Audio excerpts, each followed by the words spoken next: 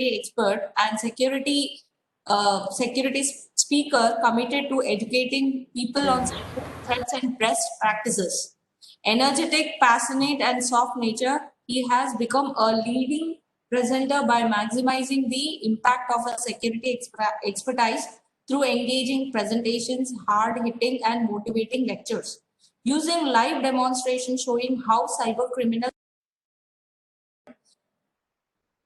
Mr. Rao can involve and inspire an audience whether they are a group of tech wizards or average computer user.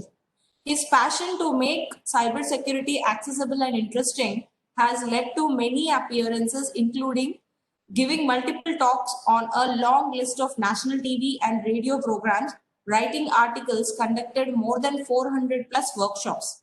Over the past years, his focus has been on linking through educational departments, NCERT, CBSE, state and central government agencies, private sector for communication and outreach policy, and in development of training programs on information cybersecurity awareness to all the stakeholders. Having double master's degree, Mr. Rao has nearly 22 plus years of teaching and training experience. He is on the advisory and technical boards of several academic institutions and has conducted many national and international events. He has several awards on his credit. He has conducted several workshops for Police Intelligence Department, cyber cells, engineering, school students, teachers, faculty, general public, security forces on information security and on latest technologies. I welcome you, sir, for the session. Thank you. We are privileged to have you, sir, for this particular session. I hope participants will also enjoy. Over to NarasimhaRao, sir. Yeah, am I audible, ma'am? Bhavana ji? Yes, sir, you are audible, sir. Okay. Sharing option. Yeah.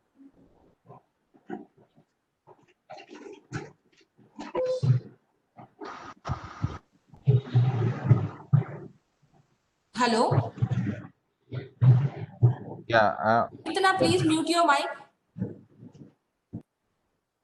Okay, is my screen visible?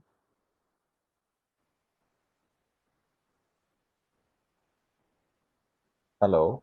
Yes, sir, your slides are visible, sir. Yeah, Bhavana madam, you please be online for a few minutes because you Yes, get yes, sure. real-time feedback. So how many have joined? Sir, 78 have joined, sir. Okay, great.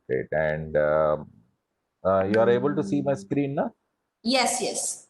Wonderful. So thank you, Bhavanaji, for inviting me for this lecture, and let me thank you for that. And today we are going to talk about this recent trends in the cyber crime. We are going. The disclaimer is that the information is only for educational purpose, and it's my personal opinions, not representing any of the views of the company or the organization where I work from. Right. So we'll go very fast because I have an intimate all my participants that today we will be having a very short session because I have some scheduled meeting with the DIG. Is the screen visible, Bhavana ji? Hello. It's visible, sir. Yeah. So this is the agenda for the day. We are going to talk about what is cyber crimes, the trends in cyber crimes, and how to be safe, and what are the different challenges where every one of you can start working with respect to the kind of research that you can work on and help the police also. So let us start with a simple discussion saying that giving 100% security, cyber security, providing 100% cyber security is going to be a myth. And if anybody comes to you and say that I'm going to eradicate all the cyber attacks completely, is again going to be a myth. And earlier, the organizations were having this facility where they were looking at particular strategy like protect, detect, and respond. So they used to protect the critical infrastructure, identify, detect any kind of vulnerabilities or any kind of an attacks that are happening, and they are going to respond for that. But the security strategy nowadays has been totally changed. We are talking about the respond, detect, and protect because the complex of the cyber attacks have increased a lot, and there has been an exponential increase in the different types of attacks that are happening on different services, and the complete strategy has been changed. The response, detect, and protect. Am I loud and clear, Bhavna, ma'am? Yes, sir. You are clear, sir. Very good, thank you. So when we talk about this, please remember one thing, that if anything is smart is hackable, anything that is connected to the internet is remotely hackable. And we are living in a digital age where our complete life is dependent on the internet. And we have seen that many devices are getting connected to the internet thanks to the IoT, Internet of Things. And we have seen that most of the devices are also vulnerable because they are connected to the internet. So I think there is some delay in the presentation. So where we have seen that the internet has moved from different levels to this today in 2020, we are talking about AI and ML being used. Is my screen struck? Hello, Bhavana ji?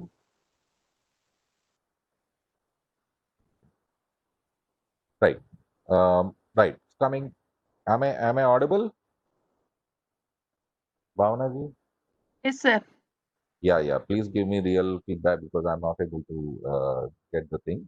Okay, so when we talk about the cybercrime, what is cybercrime per se?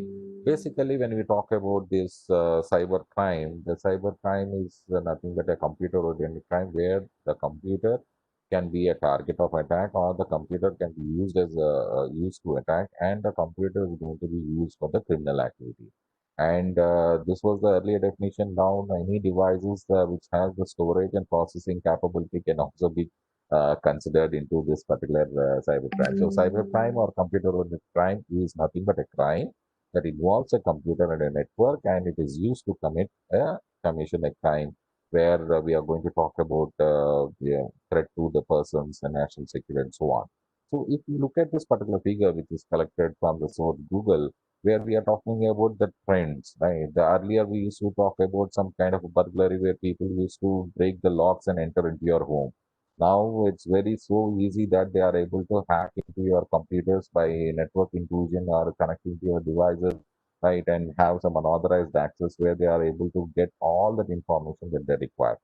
The other is with respect to the deceptive callers, and definitely I know all the people who are here, maybe in the present day, in the session, they may have got one call at least in their lifetime saying that we are calling from the bank and all. So we call it as a phishing attack, and it is one part of a phishing where a high-tech scam can be used where unsolicited messages and things will be sent. They'll be sending you some kind of a links through emails and SMS and WhatsApp, and you are going to just click those particular links without verifying from where it has come, and automatically you will be losing your identity and your personal information. The other thing that we are looking at is called as an extortion. So extortion, earlier people used to just kidnap the people and try to get the money, but now they are kidnapping our system, kidnapping our data, and then collecting the what we call the money. So hacking has become a very lucrative business these days, and they try to compromise on the vulnerabilities and they try to enter into our system, and then they'll be trying to what we call suggest for paying that in the form of a some ransom and so on. So we'll also talk about those particular things. When we talk about the earlier cases like fraud, right? They are trying to penetrate and gain our confidence for a profit or a gain. But now we are talking about internet fraud, where there are different schemes that have been created online, and there are a lot of what we call offers, which looks very promising and looks very true. So all these are part of that, where the financial institutions will be deceived for that, and they conduct some lot of fraudulent transactions through that. And the other part is the identity theft, right? This was earlier where the people used to search the dustbins. Can you imagine that? They used to get that information through the dustbins, where people used to just throw away their account details and account statements and other things without trashing them properly. So they used to get all that information over there, and identity theft is happening these days by wrongfully obtaining the person's identity information by trying to deceive and decept and try to get some kind of an economical gain. And how this happens and all, we'll also discuss with some of the examples. But what I would like to suggest here is that identity theft has been paramount, and we should be very careful whenever we are submitting any kind of a forms or any of us sharing our information online. And the other most important thing that is happening these days in the COVID-19 is that as more and more children are connected to the internet, ma'am, am I audible? Loud and clear. Yes, sir, you're audible. And the presentation is okay? Yes, yes. Wonderful. Absolutely fine. Yeah. Thank you. Thank you. Please give me the real feedback, real time feedback. Yeah, Okay. yeah. Don't mind. So, how are the participants? They are from which, what you call category? I mean, they are working professionals or students? Can you give? Students, sir. They are from MTech or BTech background? Both, sir. MTech, Oh, BTech, PhD. Some are PhD oh, also. some are PhDs also. Yeah. That's good. Right. 1 minute, ma'am. I will just call you. Um, hello, sir. Yeah, 1 minute. Uh, Ma'am, Yes, hello, sir. Bhavana, ma'am. If you Yes, just sir. Yes, sir. permit me for 5 minutes, because the DGP has called just now to join. I request and apologize? We'll just break for 2-3 minutes or 5 minutes Okay, okay, sure. maximum so that I can join. Right, I told you, na, in the morning. Okay, okay, okay. Yeah, yeah, please, please don't mind, ma'am.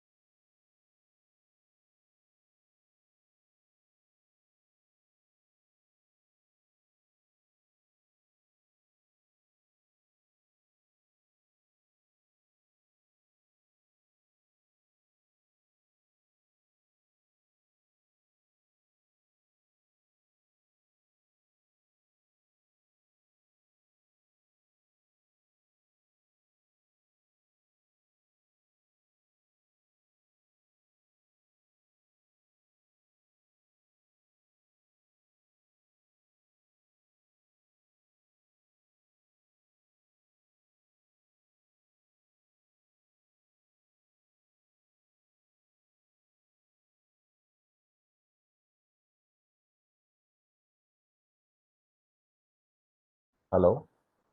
Yes, you are audible. Okay, okay. I'm really sorry, participant. Please excuse me for this time.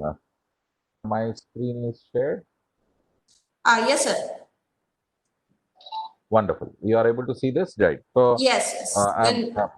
my Yes, you can apologies. proceed. Yeah, my apologies, ma'am, to all the participants also. Right. So, we are talking about the child exploitation, which has increased a lot in this COVID-19 time. So, I would see that there are many cases that have been coming out in most of the cyber crimes, and we know 80% of the cyber crimes are not reported because of the social stigma, as well as many people doesn't know where to report and so on. So, what are the different trends that you find in the cybercrime? So, when we look at the categories of the cybercrime, I've seen that one category is where the crime is where the computer is the target, and the other category is where the computer is the tool. So, in the type 1 crimes, we have unauthorized access, malicious code, interruption of services, and theft of misuse of services, which are part of that. And in unauthorized access, everyone knows about hacking and all what you call where they try to enter into the system unauthorizedly and try to change the data and whatever that they want. And in malicious code, we are talking about kind of software bombs, virus bombs, which have been there. And in the type 2, we are talking about content violation. That's major concern in these days because everybody is connected to the social media. Everybody shares whatever they want. And here the child pornography is also increasing a lot, where the hate crimes is increasing, harmful content being shared, secrets are being shared, honeypotting happening through connecting to the military people, and there are some advices given by the government and copyright crimes as well as intellectual property. So all this comes under the content violation. When it comes to unauthorized access, we have seen identity theft being happening, online fraud being increased, the privacy of their information, and when it sabotage of the infrastructure. And when it comes to the improper use of communication, yes, definitely we should be very, very cautious with this. There are a lot of messages that have been forwarded intentionally or unintentionally, and it may be leading to some kind of a harassment, which is punishable as per the IT Act.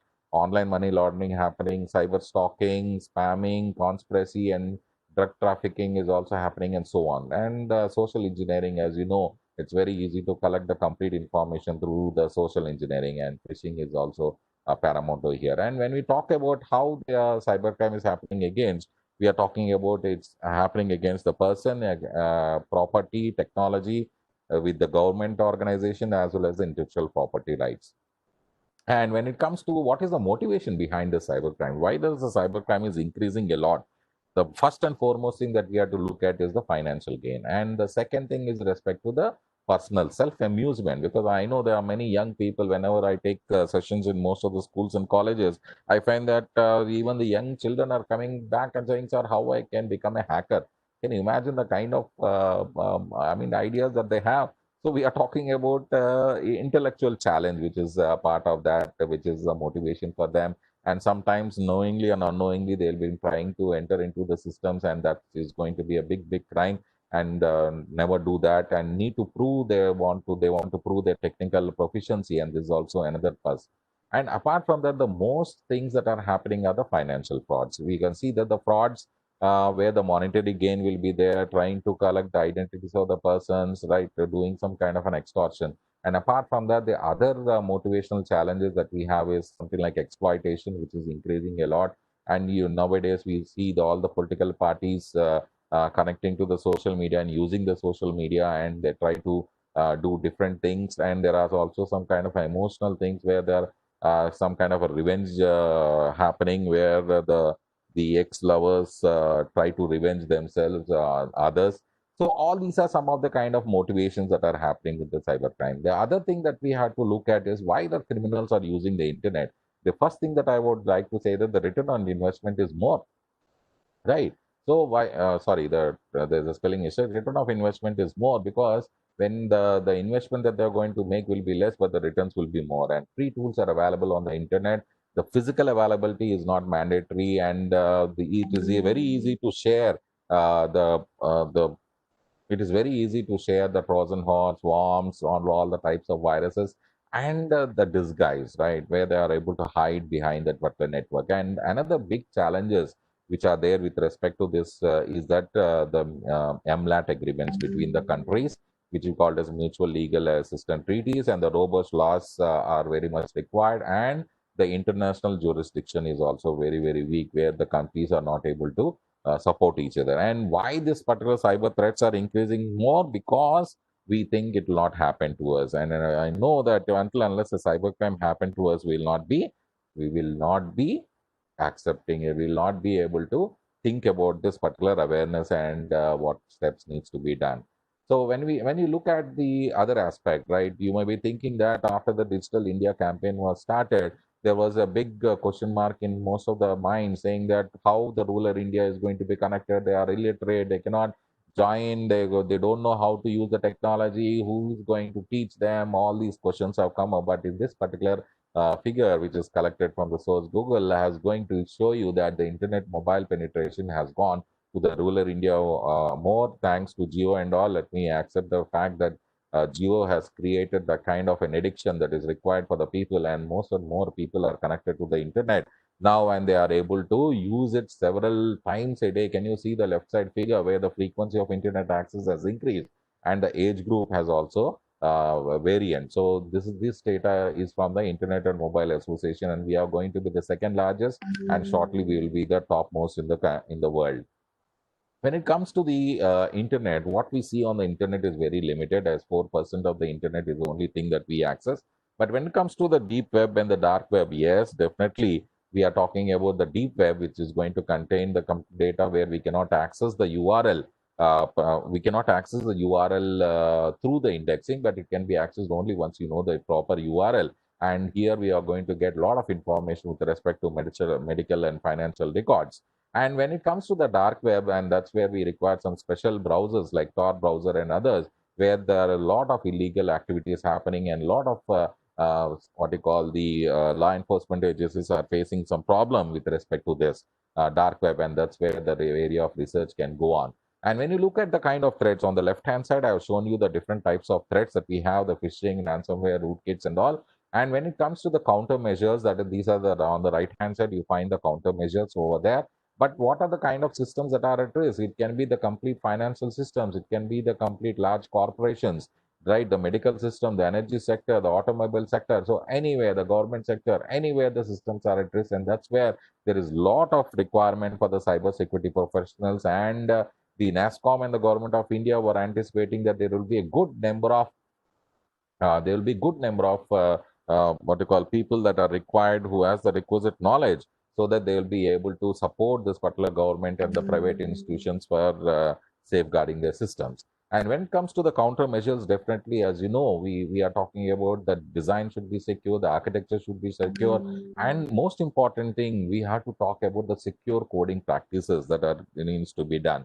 And the end user security training is also part of that, right? So when we look at the other aspect, what are the prominent cyber crimes which are happening? Yes, we talk about the OTP frauds, and without OTP also the frauds are happening. There are many cases that are reported where the people come to the cyber cells and mention that, sir, we are not able to, we are not able to, uh, uh, we are not usable, got the OTP, but the amount has been deducted from our account.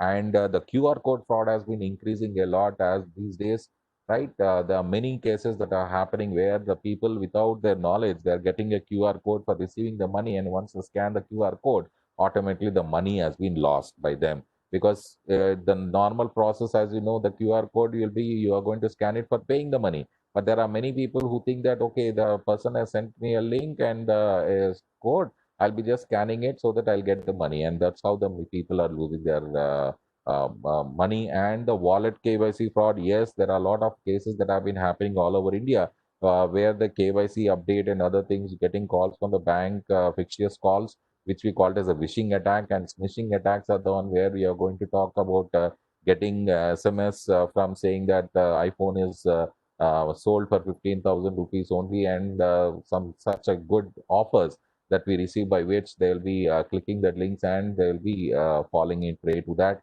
We are talking about the loan fraud and the job frauds, which are increasing a lot these days. The COVID, there are many kind of messages that we get saying that we are going to provide you some loan at a very, very less rate. And there are many cases that have happened where people have gone to the bank to get a loan, and they found that the loan has been already taken by somebody.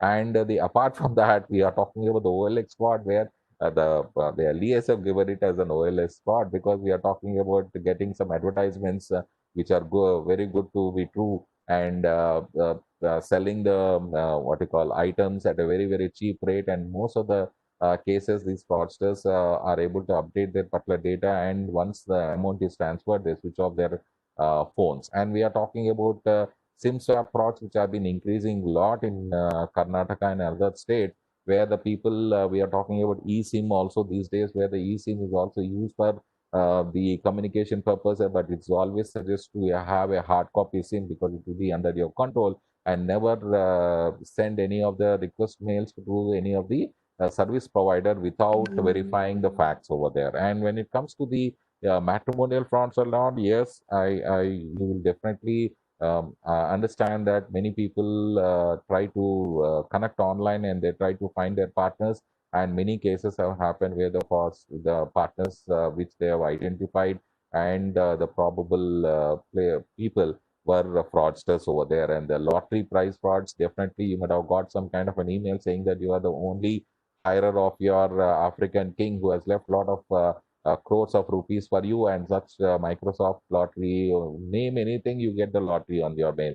And these days, they are also sending out some kind of a letters saying that you are the winner of a lottery and all. And I have seen that in Karnataka, we have got some complaints saying that almost 3 to 4 people have lost some 1 lakh to 2 lakhs, and then they have realized that it is a fraud.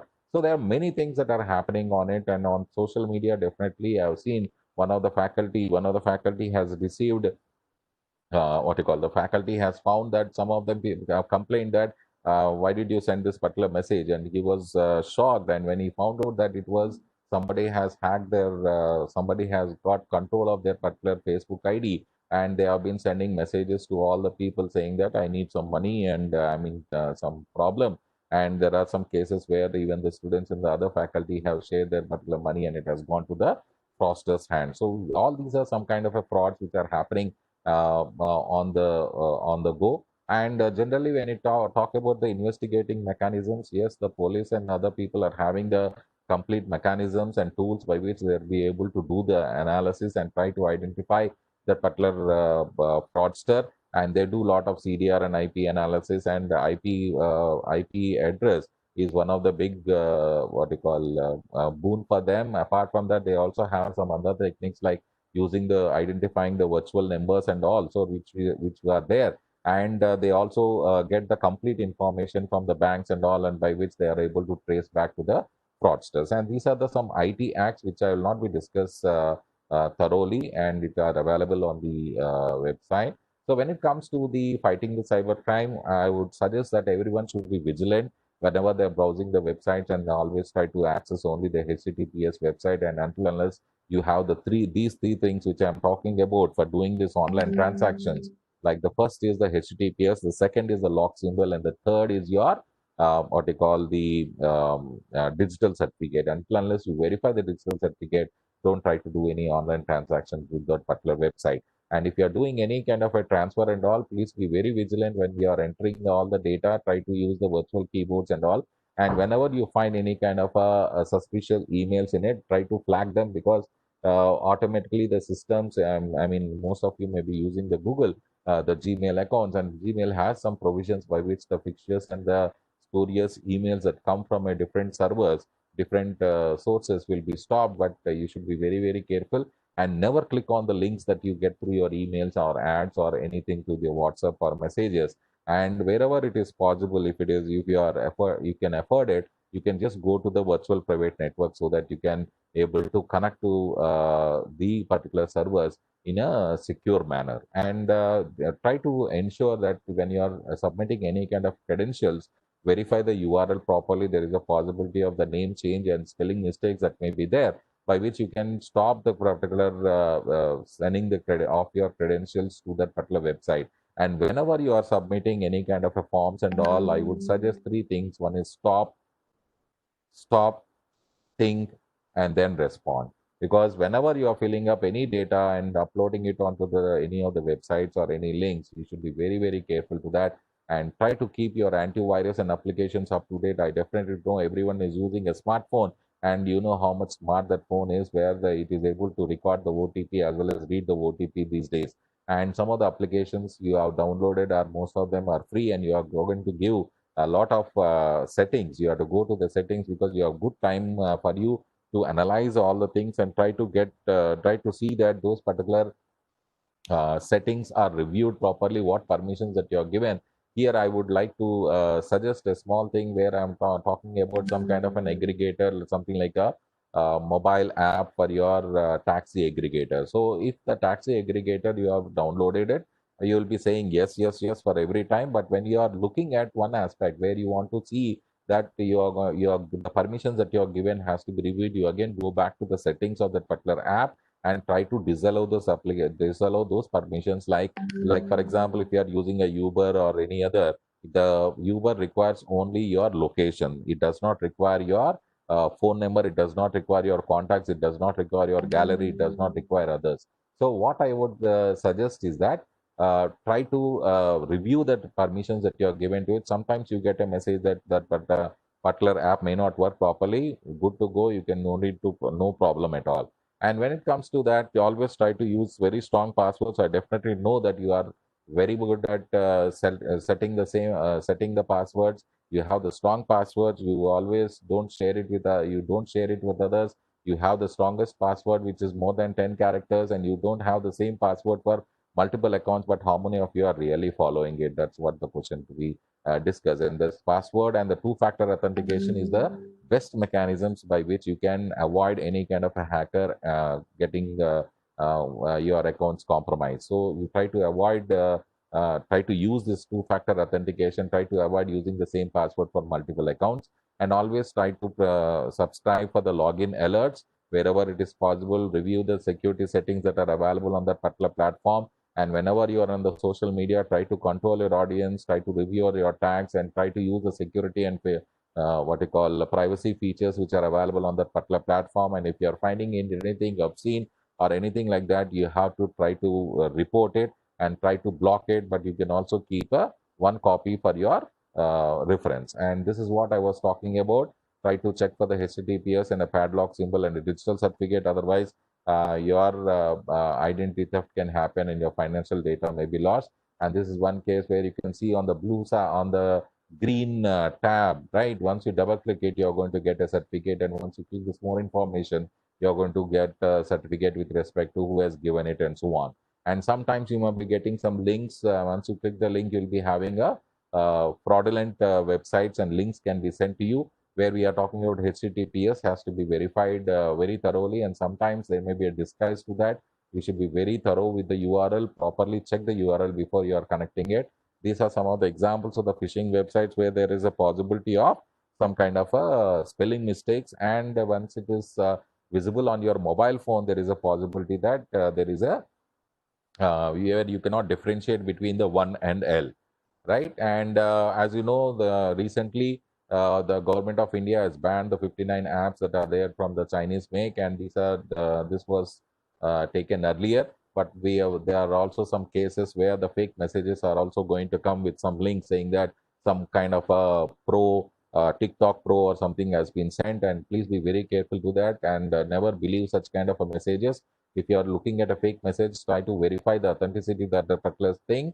And for all the children and other people, try to emphasize that if any kind of an online harassment, trolling, or anything is cyberbullying is happening, you have the liberty to report to the local police station and try to see that you'll be able to give a complete report with respect to the proofs that you have collected, like the screenshots from the IDs from where you are getting the messages and so on. And these are some of the tips that I would like to suggest. Already I have discussed with it. Having the same password for multiple accounts is very bad.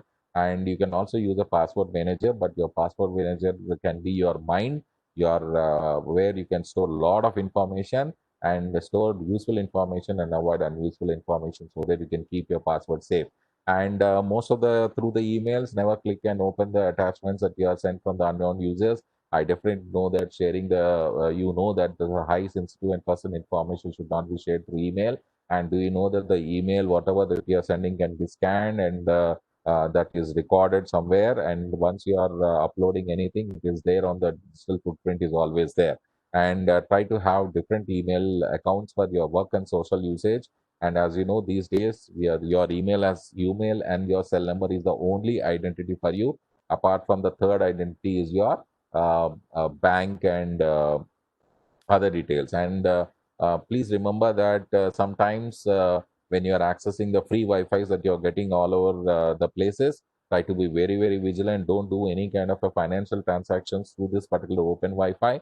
Try to use your mobile data only for your what you call the financial transactions or any kind of a transfer that you want to do. And try to use only the protected Wi-Fi systems. And I would suggest that don't use any free Wi-Fi. I think now the data rates are very less that you are able to connect and you are able to get at a cheaper rates.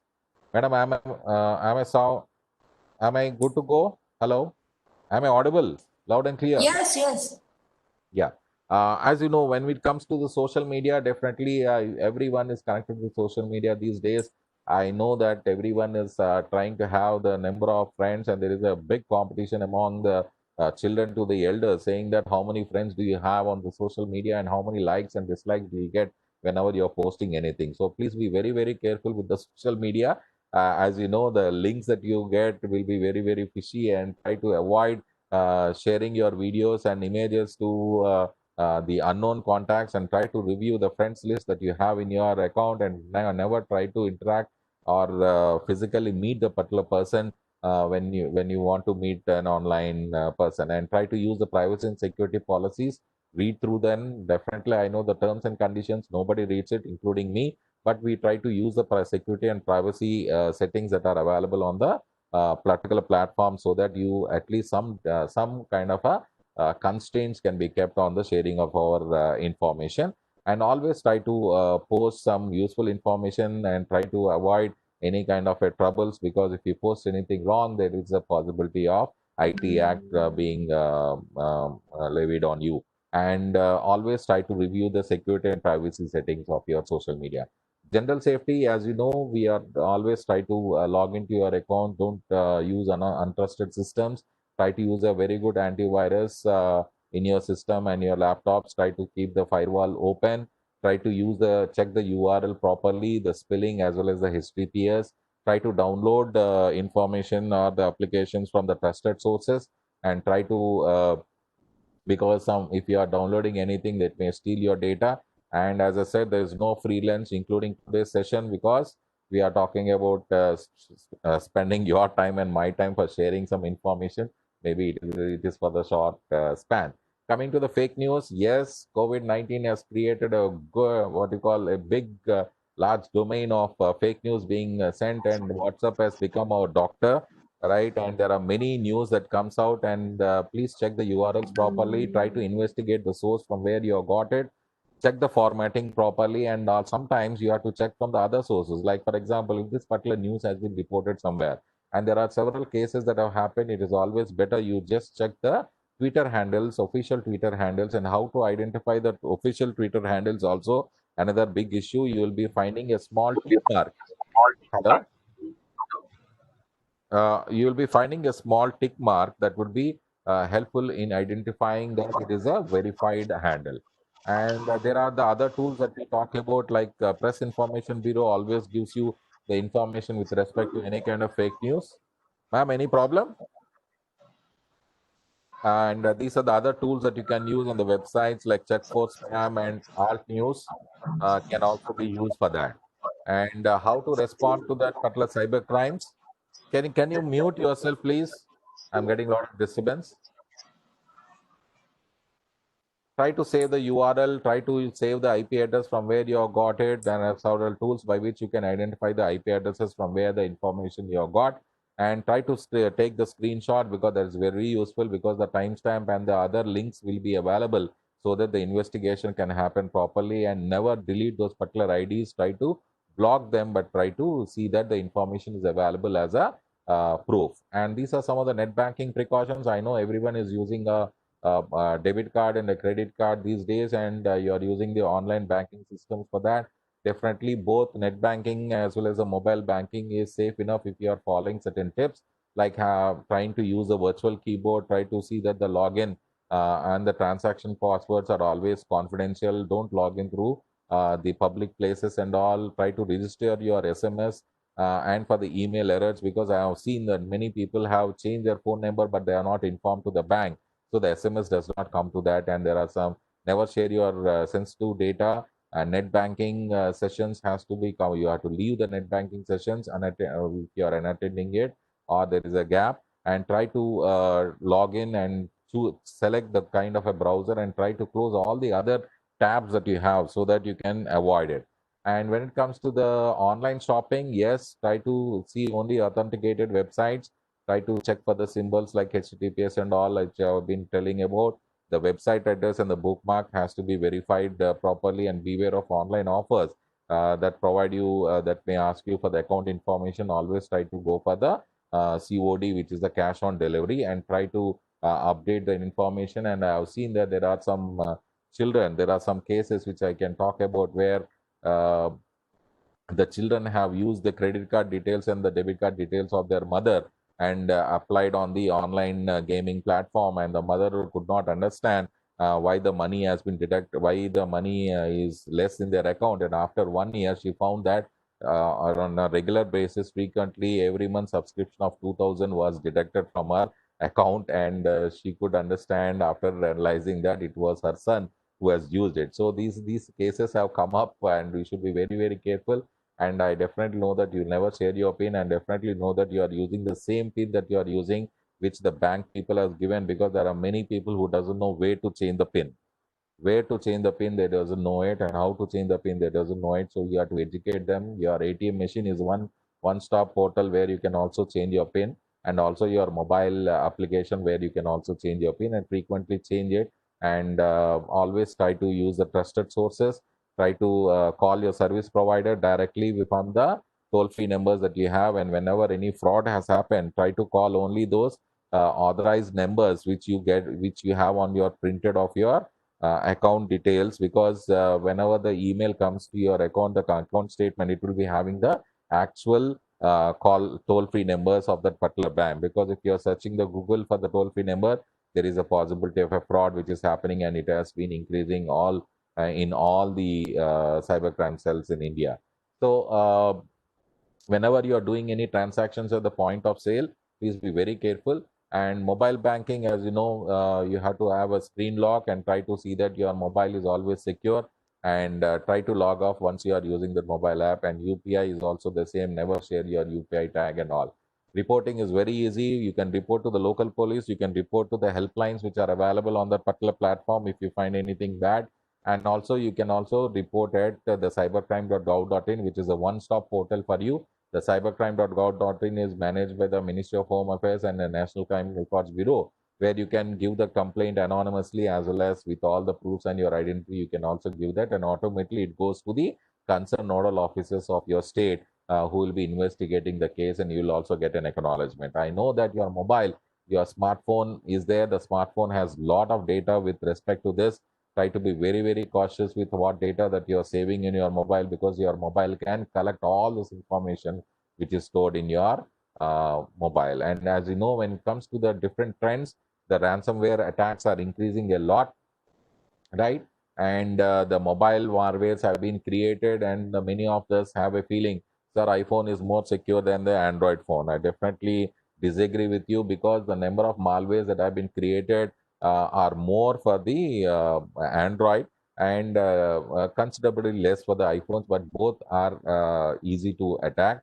And when it comes to the cyber attacks that are happening these days, even the cybercrime is happening, where the fraudsters are also using the artificial intelligence and the other techniques to try to attack you. And crypto jacking, bitcoins are also there, DDoS is happening, phishing attacks are happening, and so on.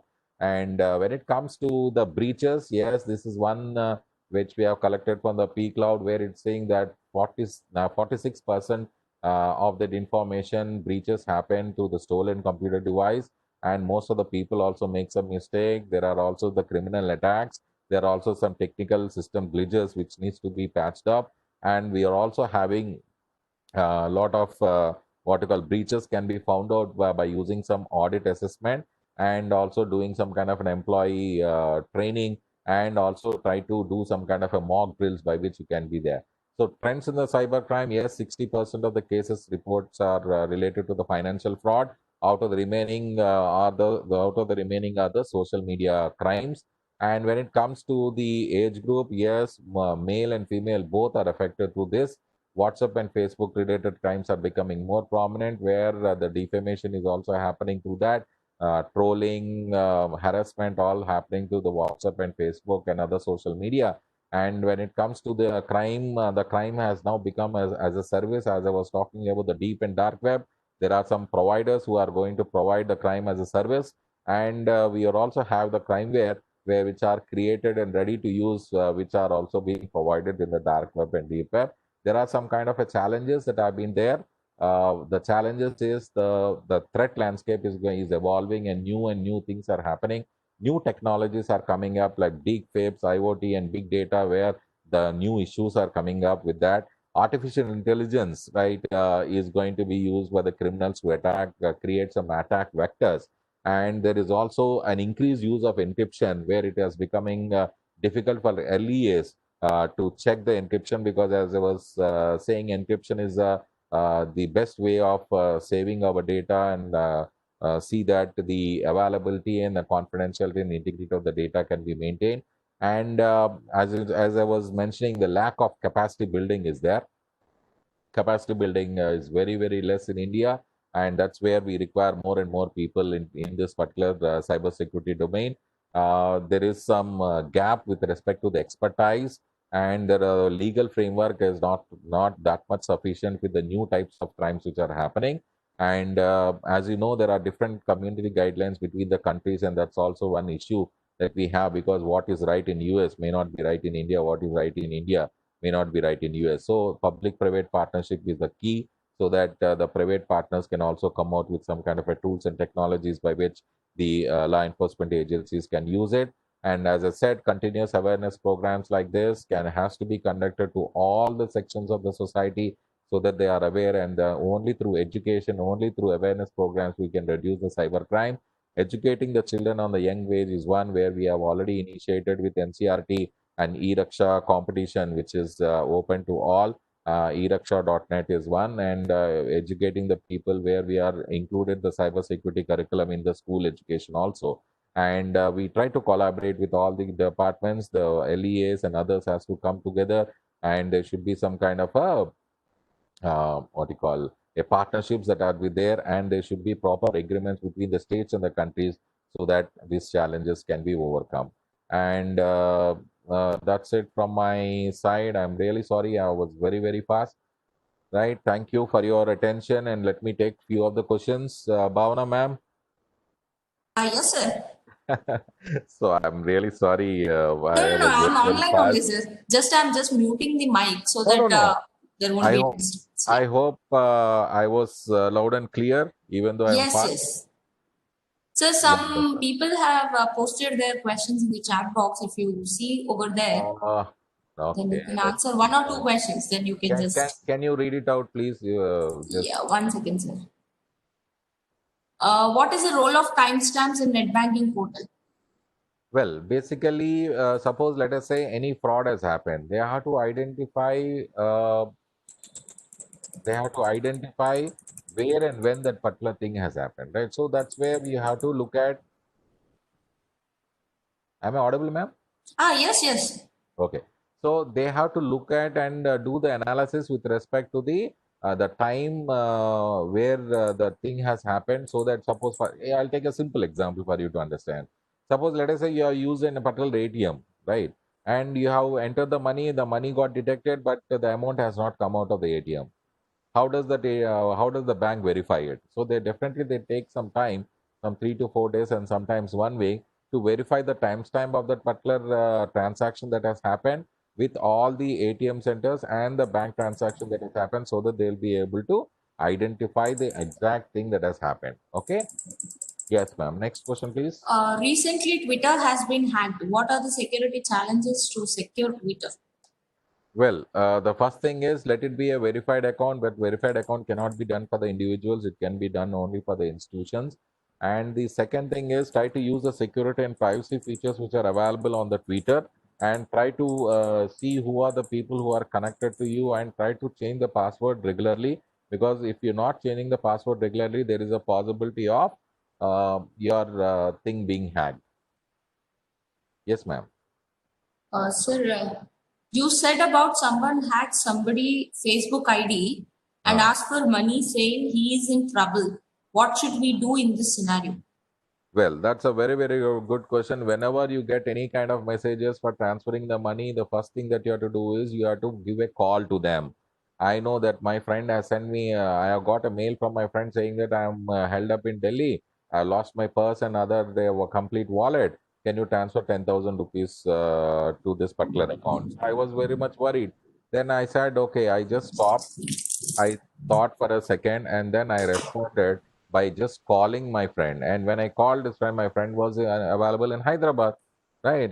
Then he said, how did you get that message? So there was a what we call a fake email that has been sent, and it was sent from a different servers, which has been unlike. So I would always suggest all of you that if anybody is trying to request you for any kind of money transfer and all, you have to verify with the person and check the account number whether it's the right account number or not, and then try to do it on a different platform other than the platform they have suggested. Because there are cases that have happened where one of the person to get back their money, they will be requesting this toll free number, and that person will be saying that, sir, the money transfer can happen only if you download this particular app, and there are certain AnyDesk app and to app which are downloaded by many of these particular unknown, unaware people, citizens, and they have lost lakhs of rupees. And there was one case reported yesterday where one of the citizen has lost 2.62 lakhs by just downloading the TeamViewer app which they have suggested, because he wanted to get back his refund money. Yes, ma'am. Yes. Next question, please. How we provide security for e-wallet using e-check? Well, I would suggest that when you are using an e-wallet, first of all, you have to have the PIN number being there, or some kind of a pattern or a biometric mechanism for logging in. And whenever you are trying to scan any of the code for sending the data, try to verify it. And I would always suggest that your e-wallet should have a limited money in that particular thing. And it is always better you verify the person to whom you are transferring the money thoroughly. And coming to e-check and all, yes, you can use that particular option if it is available. But most of the platforms, what we generally do, the normal cause is that we just scan the code and just transfer the money. So that's the easiest method that we always do. And whenever you are entering your UPI PIN, you should be very, very careful and never share it with others. Next Uh, question, please. yes, sir. As Apple company does not share the user data, will Yeah. it be difficult? Will it be difficult to track the crime in this case?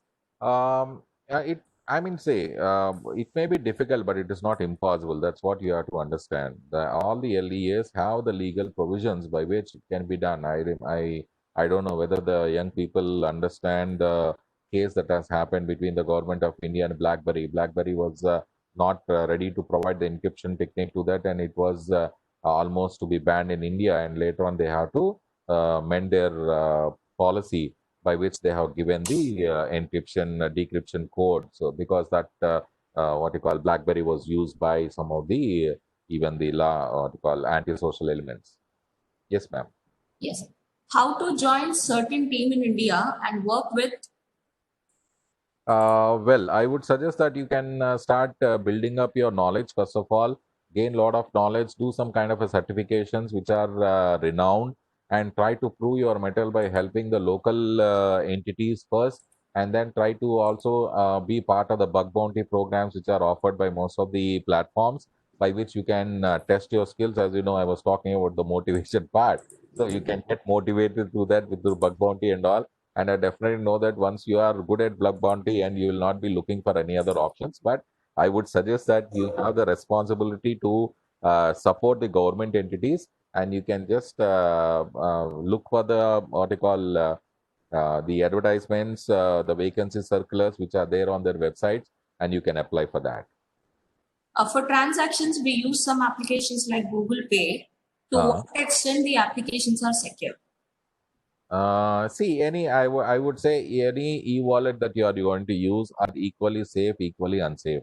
And until they are safe only once you are using the security options which are there and you are more vigilant while you are doing the transfer. So I'm not against or for any of the e-wallets, but I would suggest that you should be thoroughly aware of the kind of security features and privacy settings in that particular e-wallet and try to use that particular e-wallet in a limited way with a limited amount loaded onto your wallets. If it is hacked unknowingly, how to secure it from hacking? Right. So if there is if your control on your e-wallet has gone, the one thing that I would suggest is that immediately change your PIN.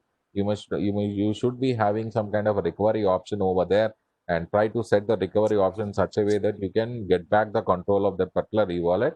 And there are many cases that have happened where the people have uninstalled it, right? And when they uninstall it again, getting back the data is going to be getting back the account becomes difficult. So try to use at all the options for the recovery, and you can also give a complaint to the customer care and the toll free numbers or the email IDs which have been mentioned on that particular platform only. Don't search anywhere. Sir, one question, sir. Where are the dark web data stored? Right, they are also stored at a different servers and all which are there, right? And as I said, it's a big research area that you can start working on it. I would suggest that you will be more interesting things that will come out, and you'll be also able to find out some good solutions which can help the LEAs in tracking the things which are happening on the dark web, dark and deep web. Yes. How can I get alerted from dangerous means? Why our governments take any action for dangerous things for common people? Very good. That's a really good question. And now tell me, what is your social responsibility? When you talk about the social responsibility, it is the responsibility of each and every citizen of this country. If they find any kind of a fake things or fake mails or fake calls that they are getting immediately, it is also your responsibility to inform and see that it is done. And as you know, the government of India may not have that much resources in verifying or scanning the internet. Madam, I'll just wait.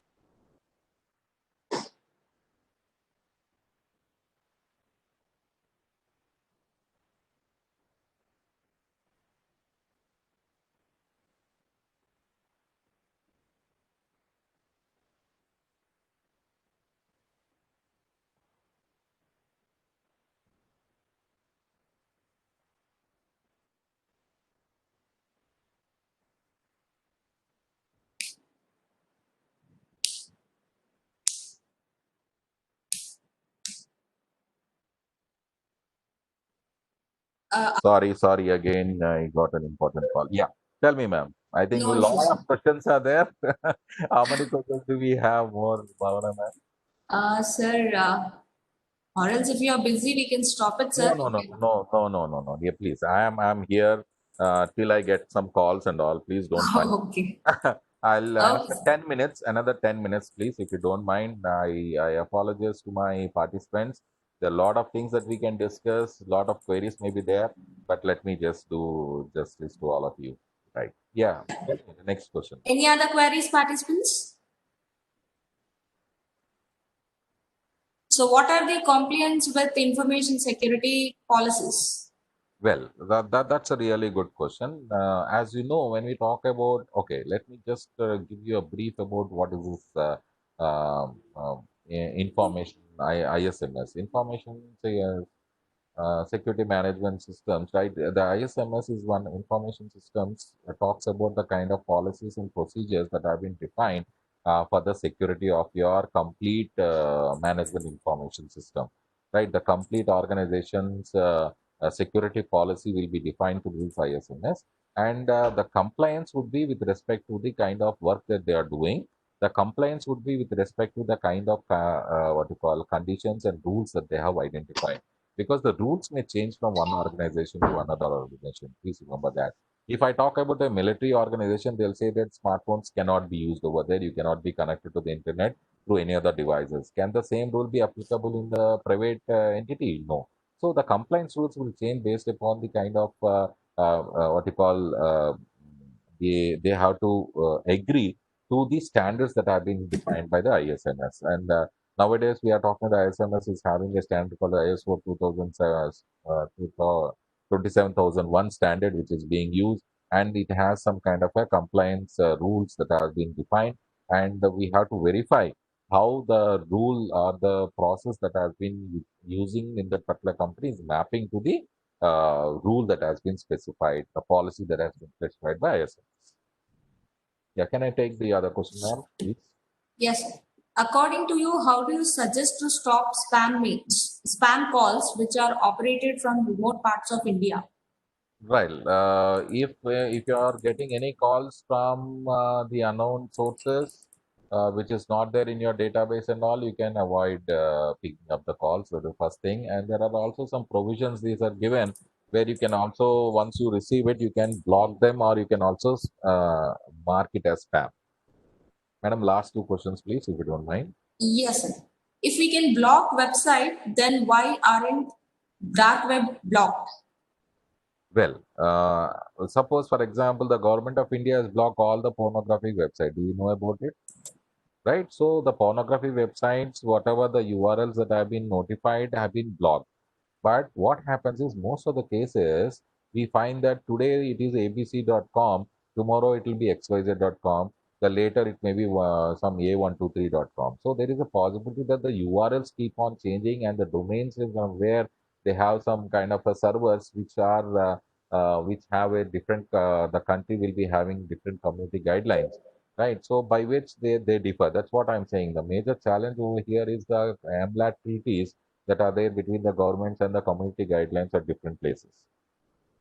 Difference between data privacy and data confidentiality. Okay, I'll put it in a very simple terms and then I'll end the session. I'm really sorry for that. So if I'm talking about your private data and confidential data, let's talk about your cell number. Your cell number, your Aadhaar number, your email ID. Is it a private data or confidential data?